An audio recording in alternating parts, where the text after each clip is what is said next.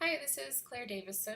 I chose the article Effects of Mood and Stress on Distributed Team Cognition because it looks into a factor of team dynamics that can be difficult to measure or analyze, but plays a vital role in team collaboration in crisis or time pressured environments.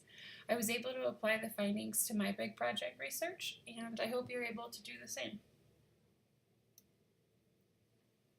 A significant amount of research has looked at the effects of stress on human performance, especially in the wake of high profile accidents such as the 3 Mile Island nuclear plant, the Exxon oil spill, and during the response to crises such as the September 11th attacks and Hurricane Katrina. Across all these situations, the command and control operations are all made of interdependent collaborative work processes that function in technologically complex environments and must work to solve ill-structured problems.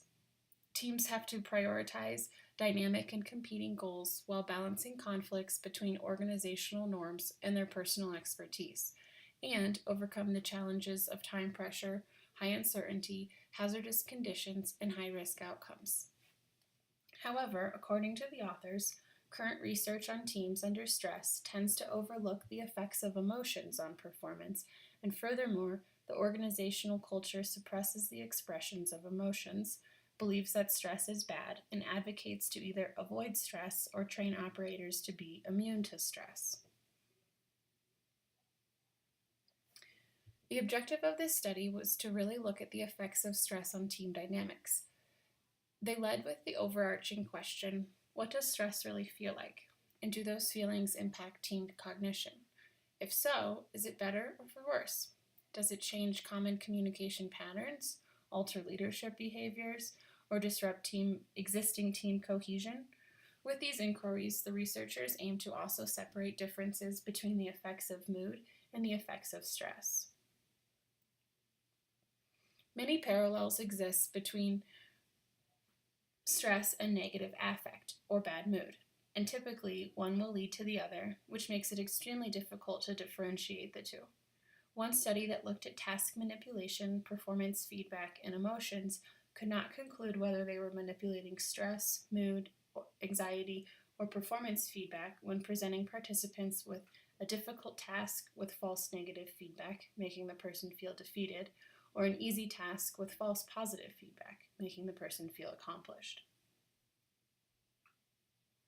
Some research challenges addressed included the attempt to mimic a real-world environment, which is extremely difficult given how often humans are pushed to their psychological and/or physical limits in crisis command and control centers. A software called NeoCities will be used to simulate the cognitive overload that these workers typically work through.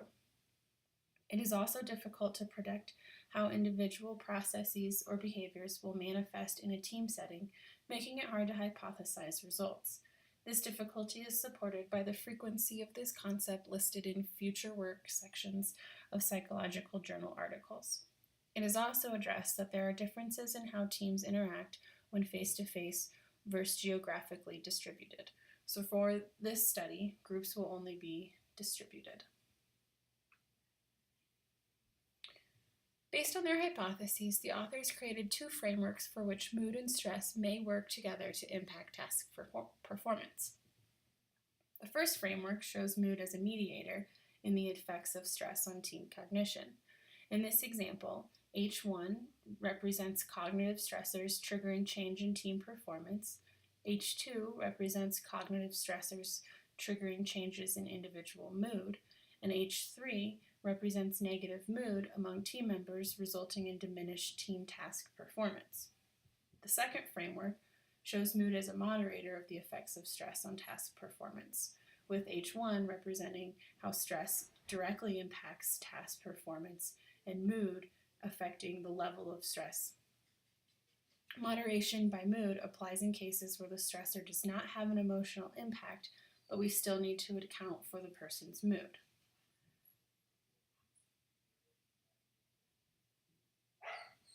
The authors made a point to explain that they were only concerned with short-term or situational stress as found during critical incidents or crises, rather than the long-term stress associated with ongoing hassles or strenuous living conditions.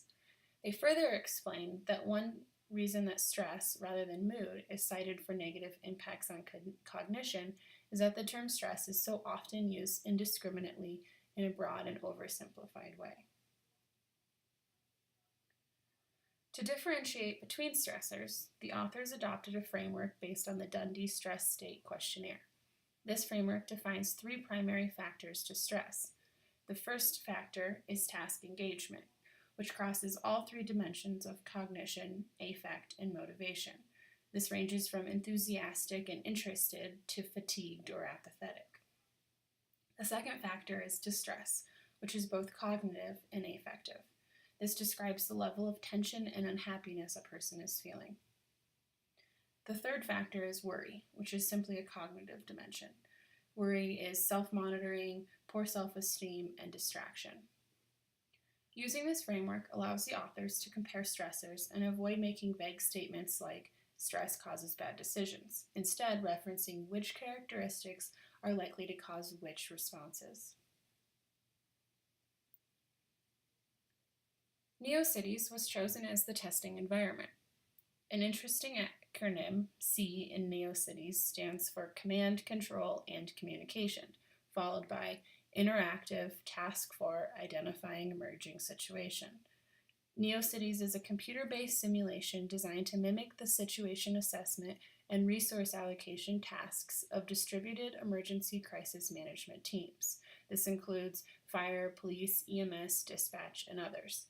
There are different interfaces for each of these different departments. Each team of participants included 3 distributed dyads, or 3 pairs of team members who are working remote from one another. Each team member has a unique role, but all team members are responsible for data gathering, analysis, coordination, and communication. Participants were required to switch tasks frequently and multitask. Performance was measured in both timeliness and accuracy of responses. In the time-pressured condition, participants were given 30 events to resolve in 10 minutes and 18 events to resolve in the non-pressured condition. In the performance-pressured condition, participants were given the same number of events but were observed by experimenters taking notes, additional lights in the room turned on, and were sternly told to perform faster and more accurately at 2 points during the simulation. Mood manipulation was in the form of happy and sad movie clips played before the study began, which is a commonly cited technique for affecting mood. The first of the key results was that time pressure was found to decrease team performance. A regression in the data showed time pressure became insignificant over time, indicating a mediating effect. Therefore, one way in which time pressure diminishes team task performance is by generating negative affect among team members. The second key result was that performance pressure improved team performance. As seen in the diagram, when participants began the simulation after watching happy movie clips, they appeared to be motivated by performance pressure, and those who watched sad movie clips showed no change in their level of performance. They also found that those who watched the sad movie clips were less likely to share information, slower to anticipate replies, and made fewer action requests like send a fire truck.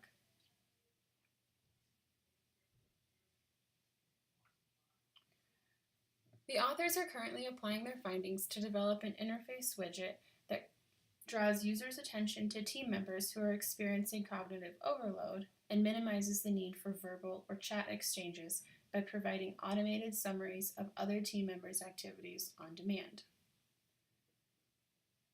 Having worked in dispatch, a widget like this would be invaluable.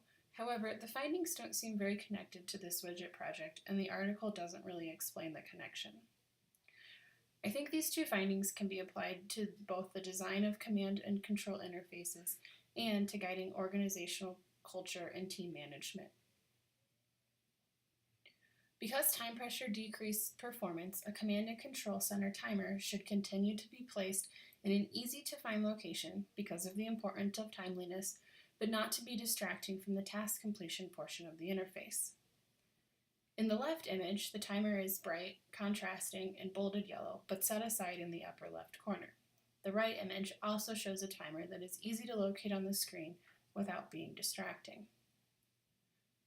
Knowing that performance pressure, increased performance, can also guide the way leaders interact with and motivate their team members.